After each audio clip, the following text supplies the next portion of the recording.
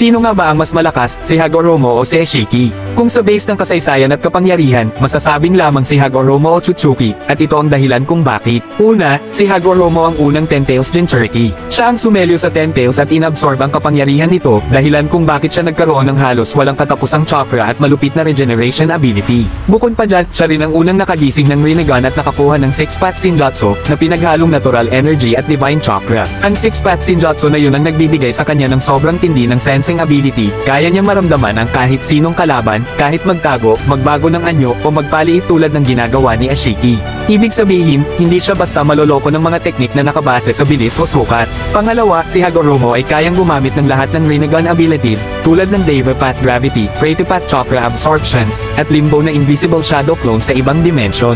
Isa pa, may dala siyang Truth-Seeking Orbs, purong chakra orbs na kayang burahin ang anumang ninjutsu o enerhiya. Kahit si Ishiki, hindi niya mapapaliit yun gamit ang Tsukunahi ko na, dahil hindi yun solid object kundi chakra mismo. Ngayon, pag-usapan natin si Ishiki Otsutsuki. Siya ay isa sa mga pinakamatanda at malakas na miyembro ng Otsutsuki clan.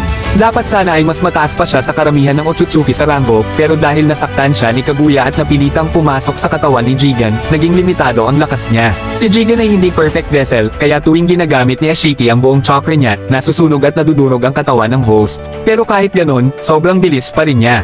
Ang kakayahan niyang Tsukunahi ko na ay kayang paliitin ang kahit anong bagay sa isang iglap pati sarili niya. Bukod pa riyan, gamit ang Daikoku Ten, kaya niyang itago ang mga bagay sa ibang dimensyon at ilabas yun anumang oras. Dito siya napakadelikado dahil siya ay strategic fighter, hindi lang puro lakas. Pero kung titingnan sa chakra scale, stamina, at overall power, talagang mas mataas pa rin si Hagoromo. Isipin mo, si Ishiki halos hirap harapin si Naruto at Sasuke kahit limitado lang ang chakra, samantalang ang chakra ni Hagoromo ay higit pa sa kanilang dalawa na pinagsama. Si Hagoromo rin ang nagbigay ng kapangyarihan kina Naruto at Sasuke para makipaglaban kay Madara at Kaguya. Ibig sabihin, siya mismo ang may antas ng lakas na kayang sumabay sa mga Diyos. Kung sakaling magkaroon si Ishiki ng perfect vessel, posible na mas maging patas ang laban.